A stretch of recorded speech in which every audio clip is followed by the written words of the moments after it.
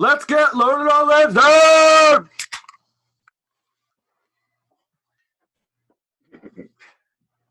Cheers, man. All right. All right. Whoa, Jesus. Welcome to... got my reading glasses on. Quick splash on the way down. Welcome to episode 106.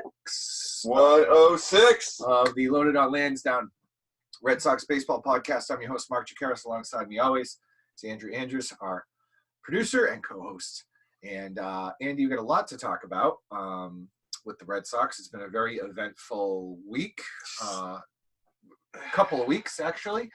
So I'm going to pose a couple of questions to you today because I want to get your take on specifically what happened this week. And if you, I want to get your take on what you think, what direction you think this team is headed. Okay? That's exactly kind of what I was gonna go with. It is it really feels like when you were a little kid and your friend had like a BB gun or a pellet gun. And you saw like a gopher or something in the yard and you kind of shot the gopher and you figured you'd seen movies, you'd seen Westerns where things get shot and they just die. Right.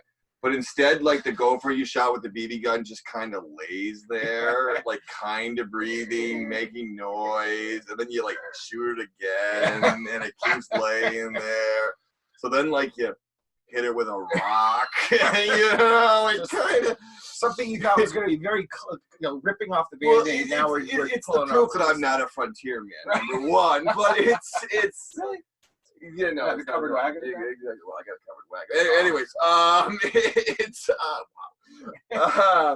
it's and it kind of feels like that where they're on the brink of just being season over, and I'm kind of sure the season's, but. They split with Tampa. Right. Exactly. Yeah. So I thought for sure after those first two games, I talked to Drew, obviously Drew Athens, friend of the show, and he's like, they're toast. Those first two games, they were rolling out people, right. And you got a second baseman who's 28 years old. It's his first fucking Major League Baseball game. Because usually most guys around 28 get ready for the big leagues. So that's a normal age. So I mean, is that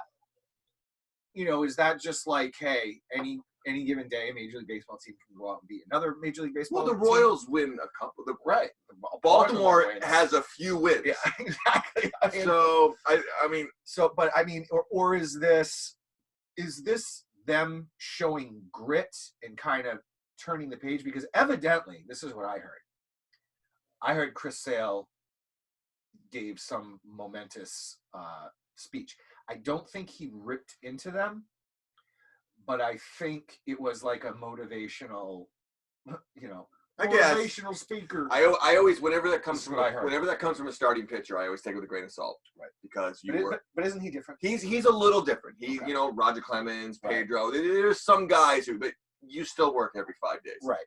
But I think he transcends that. Like I like to think so. Eduardo Rodriguez, he gets up there and does it like someone might be like, what are you talking about, dude? Right? Especially if you don't speak Spanish. Yes, it's an issue. All right, but you know what I mean. Like Chris Sale, I think he's always had that. Even when he cut up the uniform and all that stuff. Like the worst story. He just dumb. He has. I'm going to show them. He has a different. He's got. Look at my sewing machine out. And I'm gonna, he's got a different mentality. Yeah, right? He does. And he can. I think he's a veteran. He's won a World Series. He backs it up when he throws. Yep. I mean, it's not a Beckett tough guy mentality who then goes out and then goes out and picks the corners for 4 innings, throws 83 pitches, and gives up 8 runs. You know what I mean? No, so it's not a Josh Beckett kind of tough guy mentality. I'd like to think so. The COVID thing.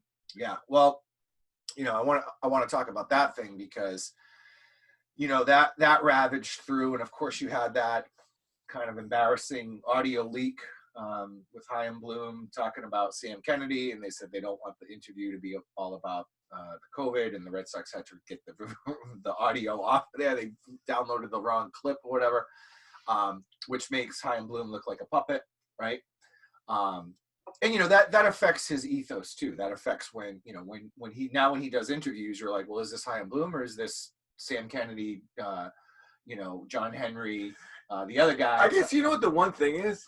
I never thought he was really his own person. No, to be honest. I mean, when you, especially any kind of like, he's his own person when he's looking at who's playing for the Sea Dogs and stuff like that. You know what I mean? And I think that's what he's really good at. But as far as developing the real story, yeah, not even the major league roster, but the top tier major league roster. Like, I don't think he's really making those decisions.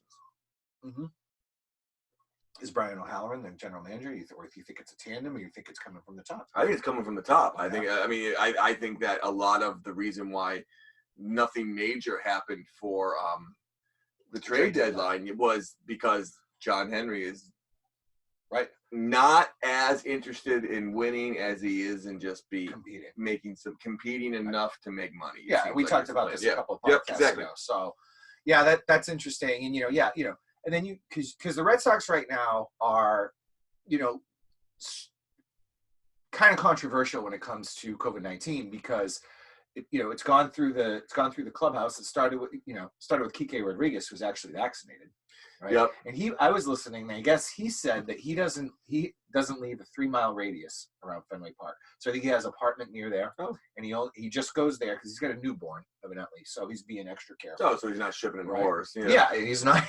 Well, we don't know that. But so he gets it and then gives it to Arroyo. By the way, Christian Arroyo, great player. This dude cannot stay on the field. He's had a tough run. He had trouble earlier. He was on the IL. I think that's why he's bounced around a little bit, because he's a good player, great attitude, but anything that can go wrong with this guy goes wrong. Right? Yeah. I mean, it's just like, oh, I'm back from my injury. Oh, now you have COVID. And Bogart's getting COVID's a killer. Oh, yeah. That hurts. He got freaking Bogart. And we don't know if he's vaccinated or not, right? I'm going to go out on a limb and say I'm on almost 100% sure that he is. I almost think it's one of those things where, like, if they are vaccinated, they would tell you. Right. Exactly. Because that's the virtual signaling. That's the, you know what I mean? That's what people want to hear. So it's, if you're not, if you are, it's okay to tell everybody. If you're not, it's none of your business. And by the way, if most of these athletes, when they're not vaccinated, they won't even say no. They'll be like, well, it's personal choice, and I don't want to really get into that. Well, which is implied.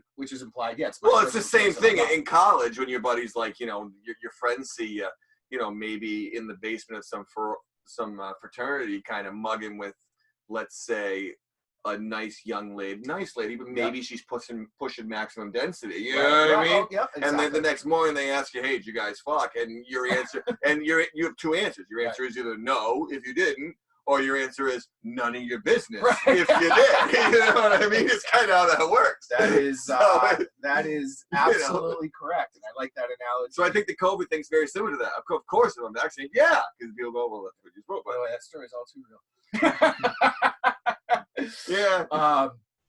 Yeah, and I think that, but you look at what have you read what hockey's doing with the COVID thing? They're making it very difficult for them. They're docking players' pay. Really? Yeah, and they're saying, and I didn't know that. They're docking, I believe it's 10 days pay, mainly because you have 7 teams in Canada. That's a major problem. Right. The whole Canadian. So I mean that thing. They could shut the whole league down. Right, which you didn't have last year. If Canada all of a sudden gets pissed and says, "All right, no more travel," right? Yeah, you got a real problem. Exactly. And the NBA is they're making it very difficult on the players who aren't vaccinated. They're you have to be in separate sections of the locker room. Right. You have to be in as far as the plane goes, either on separate planes or at least separate sections of the plane, things like that. So, yep. And Cam Newton faced that scrutiny as well. With Cam Newton obviously getting cut, we talked about it. We think that this is the right decision. And then, well, the fact that nothing to do with COVID, evidently, but maybe the fact that Urban Meyer said, "Well, that could have something to do with it," then they want to file a grievance because it's not supposed to. But how can it not affect? Of course, how could if you have to go through X amount of days of protocol and you miss some practice, and then maybe what if it comes out? What if it comes out on a Saturday? Yeah. You've been practicing all week. But Saturday, Cam Newton tests positive. What amplifies the problem is if you're vaccinated, you have to have symptoms in order to even get tested. Right. So even if you're literally sitting next to somebody who has it, right. It's that. So it's not even the fact that unvaccinated getting it. Right. It's if you walk by somebody who tests positive, bam, now you're in the protocol. You know what I mean? So it's that can just, and you can do nothing wrong, right, and constantly keep getting put in the protocol, right, because you choose not to have this vaccine. So I mean, and I get it's your personal choice and stuff like that, but it's a weird kind of thing where, like, it is your personal choice and stuff, but I think it's also okay for players to think about, well, you're not as invested in this team as I am. Right. But, and here's the thing. Because it's your personal choice to go out to the bar every single night. Right. Individual choice is different when you are kind of like, you know, you work in an office with two other people, or you're working from home, or you're not making $15 million a year. Right. And the goal for all these guys, well, most of these guys, is to win a championship. Yeah. And you look at what happened with the Red Sox; they are lucky as fuck to come out of Tampa with a split, considering all the stuff that went on this week. Oh no, Tampa should be disappointed. They got to play a borderline minor league roster in the Boston Red Sox, and this is supposed to be. I mean, this is what they were at the time. They're a half game behind, and I watched the first two games, and I was like, Tampa Bay's clearly a better team. Right. You know what I mean? They're clearly a better team, and that's the way it is. And the idea that that roster would win those two games, I think they should be disappointed. They should be disappointed. Yeah. Because they had the Red Sox by the balls, and they were squeezing, and then they're like, no. Oh, they sweep the Red Sox. That buries them. Oh. Red Sox are now still, I think they're still in the second wild card by one game. Close, game or something like that. But they could have ended the Red Sox season, like, at least, like, emotionally. They could, you know what I'm saying? Like, you know, crush their spirits. So speaking of the Rays series and speaking of recent things, well, first and foremost, I made my glorious return to Fenway Park last week, and it was the friendly confines. It was awesome. It was awesome. Yeah, it was a lot of fun to be back. I went on that day. Remember, it was like 98 degrees with like 100% humidity. Oh. Okay. No AC in my car. The AC was broken. I'm driving up to Boston with 4 windows down, shirtless, still dying. Right. I'm just like, ugh. So I get out. I put my stopped at Trillium Brewing. They have a nice little kiosk there. That was super fun. And then I went to I wanted to go to Beer Works, but they're renovating. So really? So I had to go to Game On across the street. Couldn't have renovated in the winter. Right.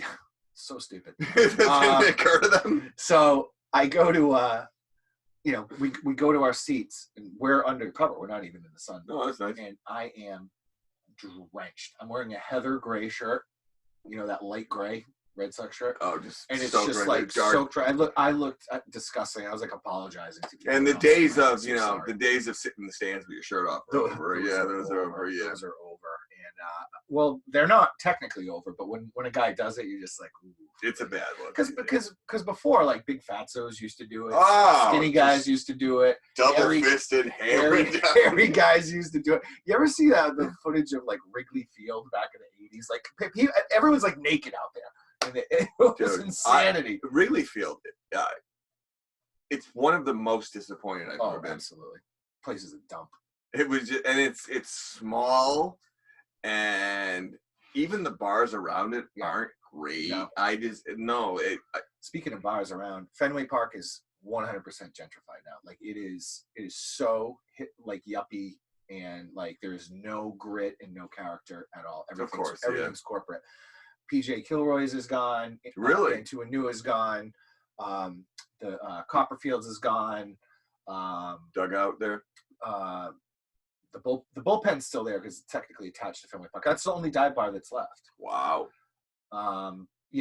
Cask and Flagon got a whole. That's a whole that's got the Disney-fied, yeah. Yeah. So I mean, it was that that's kind of disappointing to see, because it was nothing like going to PJ Kilroy's getting a $2.50 freaking pitcher of Coors Light and sharing it with your buddies. Like, literally, that's how much it was. All right. Of course, that was 19. That was 1983, but all right. But I want to talk about a couple of players. So Chaim Bloom talked about Garrett Whitlock, who has looked really, really, really good. Yeah, I mean, so they said to him, "What's the projection for next year?"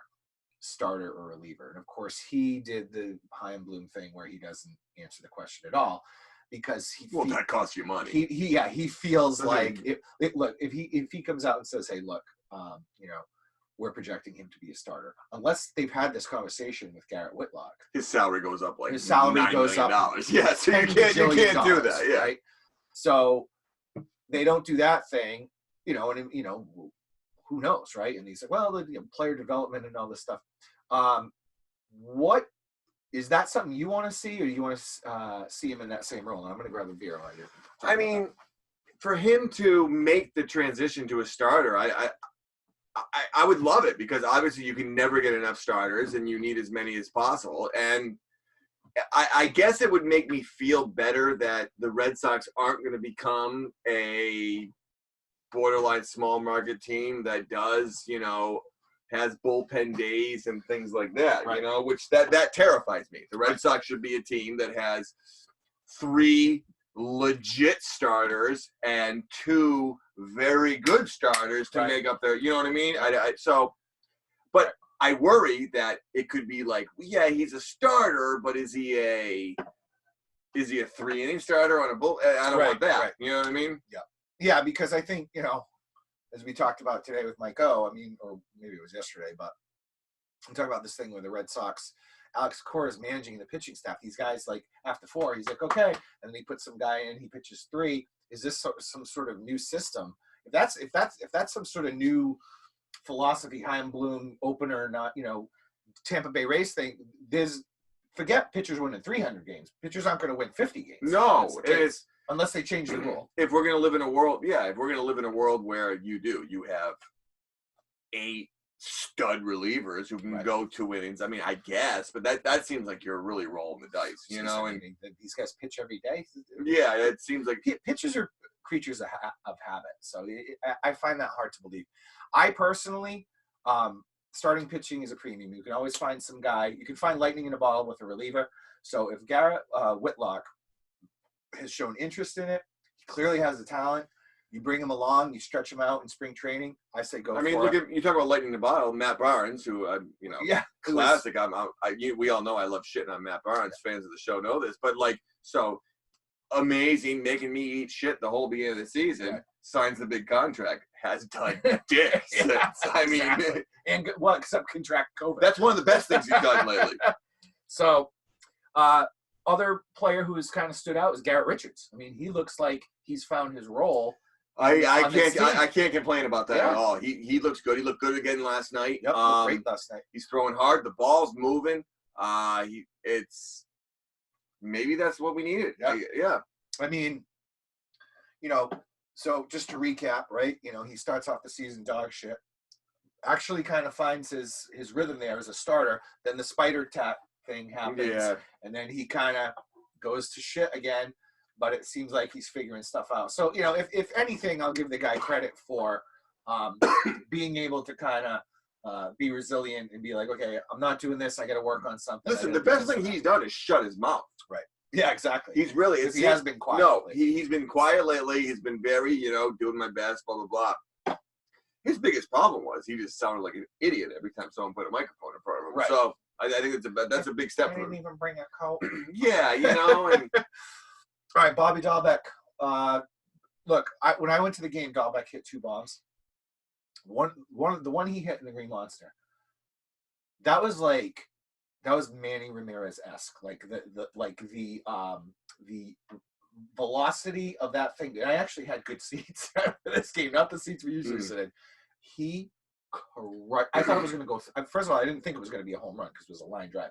I thought it was going to go through the wall. It was absolutely crushed. I've been to Fenway Park 500 times. That ball was crushed. So, I mean, but we knew he could crush the ball. Yeah. But now he's hitting doubles and his average is going up. No, he's definitely playing well. And he's playing good defense. He's playing good defense. It was like the moment people got sick of him and were like, you got to DFA this guy. People were done with him. Right. He's older than people think. Right. And I think that's a big part of it. He's not the 22-year-old rookie. Right. He's old. I think he's 26, 27. Yeah. He's not like Devers, who's still 22. Exactly. So, and he has been playing better at first. I mean, as a team, they've been playing dog shit in the field, which has been a real has been a real issue. Yep. I think, and it really definitely hurt them. But we'll talk about that in a minute. I mean, I like to think that the fielding part of it they can work with and they can make it good enough, right? Yep. Okay, I know Susie Orman that said you can't put anyone at first base, right? Yeah, but maybe, yeah. So it is better. I do like to see him the hitting. Every time you watch him swing, it really is like, oh, you don't care about your average. No. Ooh, that's not a concern. Yeah, because I think he went like 4 for 4 in the game. Yeah. 2 home runs. I think he might have had 2 doubles and 2 home runs. He put on a clip that day. Whether it's 0-2, whether it's 3-0, whether it's 3-1, he's taking mad cuts. Yep, absolutely. He's not getting shortchanged. No. That's for sure. So I was listening to the radio the other day. Rob Bradford was joking because he was going to have Chaim Bloom on. He's like, we're going to put Chaim Bloom on the hot seat, whatever. And I thought about this season. If the Red Sox don't make the playoffs, yep, okay, which is a definitely a possibility, distinct possibility, right? I mean, they're in control of their own destiny. Have we decided if they make the one game, is that the playoffs? We decided that's called the playoffs? I don't. I mean, it's a play-in game. That's what they call it. They call it play-in.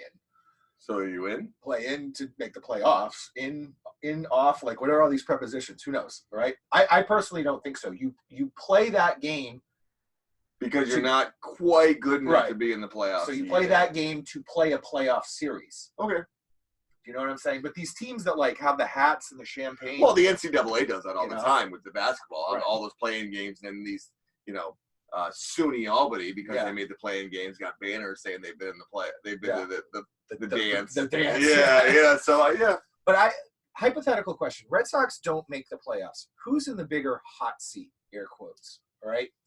Is it – I don't think it's either guy, personally. I don't think either No, they're both going to be here next year, no matter what. Let's say in the court of public opinion, is it Chaim – if they don't make the playoffs, Chaim Bloom or Alex Cora? Because I have my answer. Well, I definitely know. The court of public opinion and what's right are two different things. Honestly, I think the court of opinion, that whether it's news, whether it's idiots like you and I, is going to be Bloom. Okay. Because interesting. Not for some reason. I mean, he won a World Series, but Cora really still seems to have a little bit. I don't know. People talk about Cora like he's been doing this forever, and which he hasn't. No, and he cheated the one year they won. Right. So, it's. I think in reality, it should be more Cora's problem, and I just for some reason everyone seems to overlook this. He really is getting a pass. Absolutely, I think because he's popular with the players, everyone's like, everyone loves him. And that's a big thing in baseball. No, like it's important. It's not like Belichick in football. Belichick's an asshole, but he wins Super Bowls. A Major League Baseball coach, I mean, your number one job is to keep everyone cool. Right, exactly. Because really, as far as decisions, no, there are. And you can argue the way he does the pitching staff. There's a few, but for the most part, that kind of just works itself out. Exactly. You know what I mean? Yeah. And I agree with you. Great point too. And as far as what's real versus what's not. But if you look at as Chaim Bloom keeps talking, the narrative. Right, the narrative. He's big on that. Yeah. But Chaim Bloom is essentially doing and did exactly what he was hired to do. So in other words, trade deadline comes. Yeah, we wanted Anthony Rizzo. Yeah, we wanted a Chris Bryant type guy. Yeah, and he goes out and gets Kyle Schwarber, and everyone's disappointed. By the way, Schwarber's doing great. He's doing all right. I mean, he's doing great. Let's not forget he missed before when they got him injured. He missed time, and he doesn't have a position. Right. Which is, they're forcing him into first base. But here's my point. Obviously, I'm sure Bloom called about all those guys. They call about a lot of guys. But what's he allowed to do? Right. So what is he allowed to do? What's the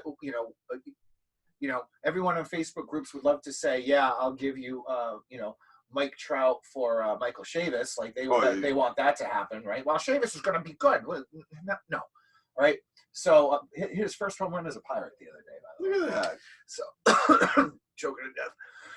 I didn't even know he was on the Pirates. Yeah. So, I mean, I just think that Bloom is doing what he was brought in to do, which is long term. To your point, long term. Yeah, you have people like Sam Kennedy, who, because the Cosby Show was a hit, he thinks he can handle baseball. Yeah, not Kennedy. I forgot the guy's name too. Larry Lucchino. Not Larry Lucchino. Jesus Christ, Warner, right? He was the executive, right? Yeah. So it's like these are the guys who are telling him how to handle the money and whether you can go to luxury tax, which would be insane. But but here's my counterpoint, right? If Alex Cora fails to make the playoffs this year, he will have managed the Red Sox for 3 years. Yeah. 2 of those years with a very similar roster, which was 2019. Yeah. Okay. Fair. As the 2000, because they brought everyone back. Yeah, forget the COVID year. He wasn't even the manager. No, yeah. So, they handed out contracts to all these guys, Evaldi, Chris Sale, all these guys got these contracts. They bring back essentially the same team, and he fails to make the playoffs. What did they come in? They came in third that year. Yeah. Forget even wild card or division. They come in third. They don't make it at all. So now this year they're currently sitting in third place, right? They don't make the playoffs. They don't win that playing game. They don't get a chance to play in a series. Now you're looking at the guy's been here for 3 years. Yes, he won the World Series his first year. I get it. Great accomplishment. It really was. I'm not being a jerk. Great accomplishment. But you've been here for 3 years. And you failed to make the playoffs twice. So whatever Tom Warner wants to, whatever John Henry wants to do, as far as, well, we want to make sure we're competitive every year. Guess what? You're back to up, down, up, down, up, down, yeah. And just your down isn't as a down. Nightmare, right? It's not Bobby Valentine. It's not which at this Ron point this isn't the 1950s where just the American League champion gets into the World Series, right? Or this isn't the 1980s where you have East and West, and that's it. Right. There's a lot of playoff positions to get into. Especially and when you start talking about teams with the financial resources, and it's a very small group. Yep. Red Sox, Yankees, Dodgers, Cardinals, Cubs. Are we done?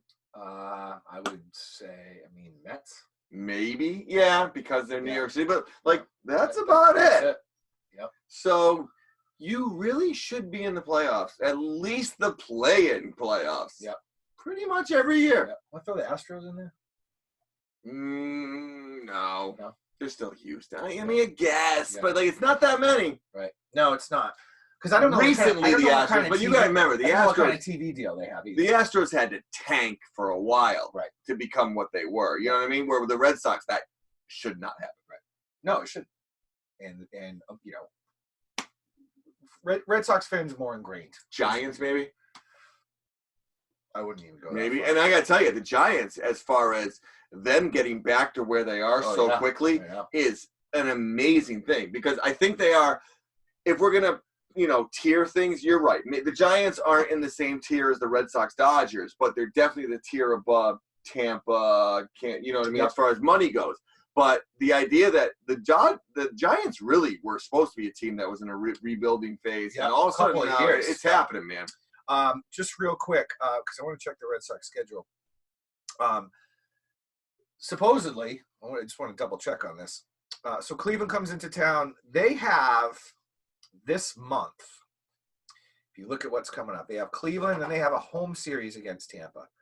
Chicago White Sox are playing well. Yeah, they're a good team this year.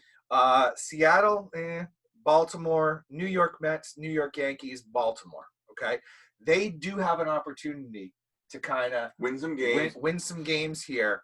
In August, they were 12-16, awful, like that. Yeah. awful month.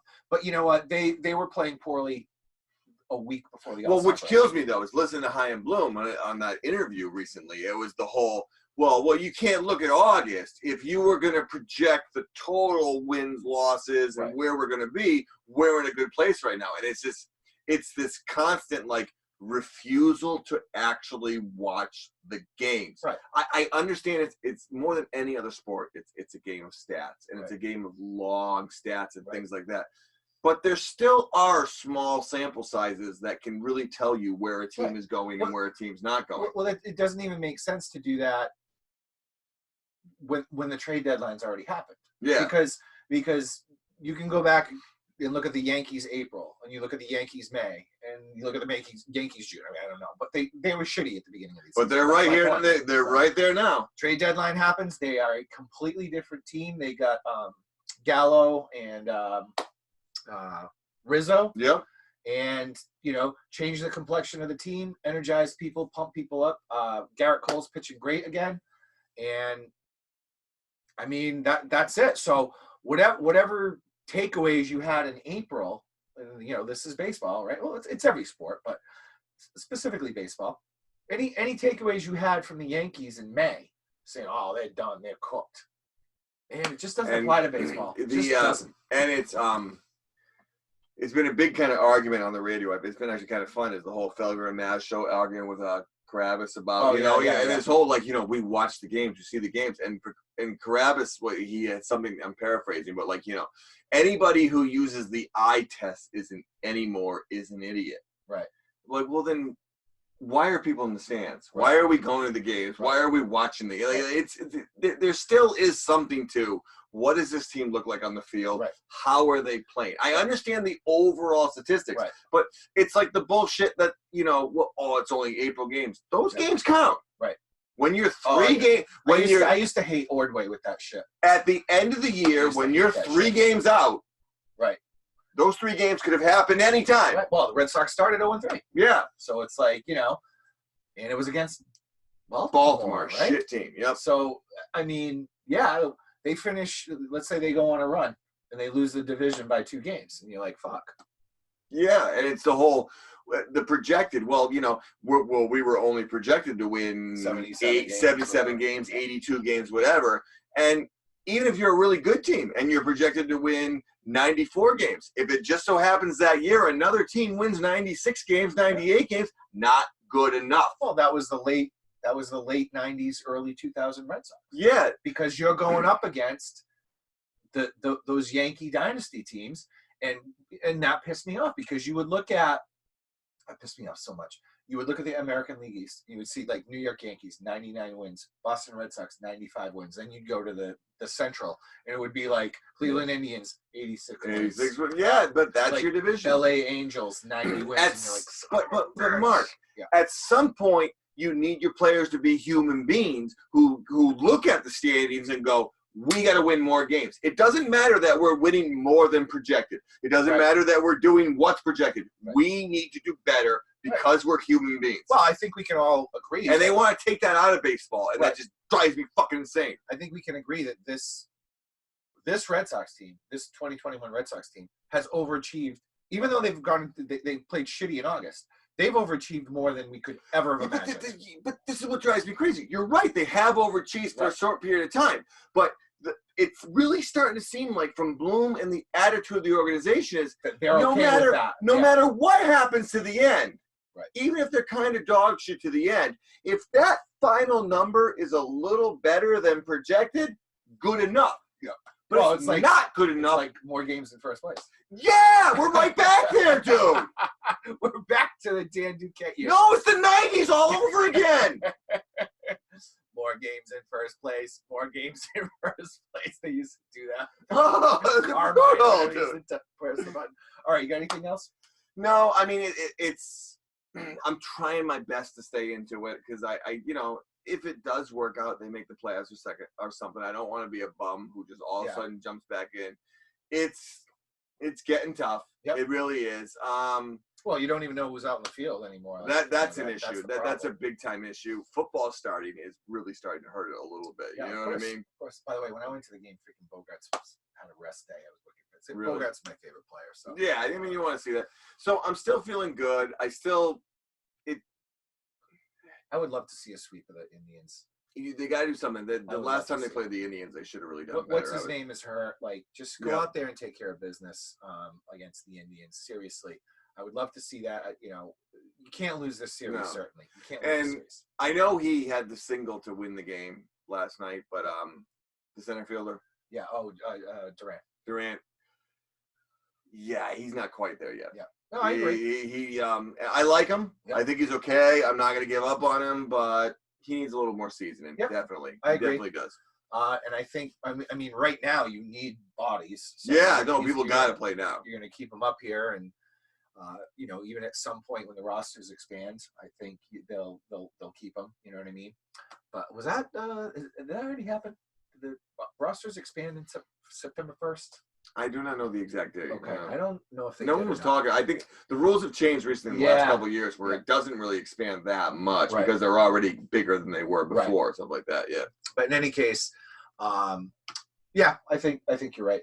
All right, that'll be a wrap for episode number 106 of the Loaded on Lansdowne Red Sox baseball podcast. By the way, went to the Lansdowne pub before the game and did a couple shots, and I showed the guy I was with the little bar in back, because he was going to the big bar that was all crowded. We go to the little bar, and there's 2 little seats there, guy. It was great. Attaboy. Bought us some shots. It was great.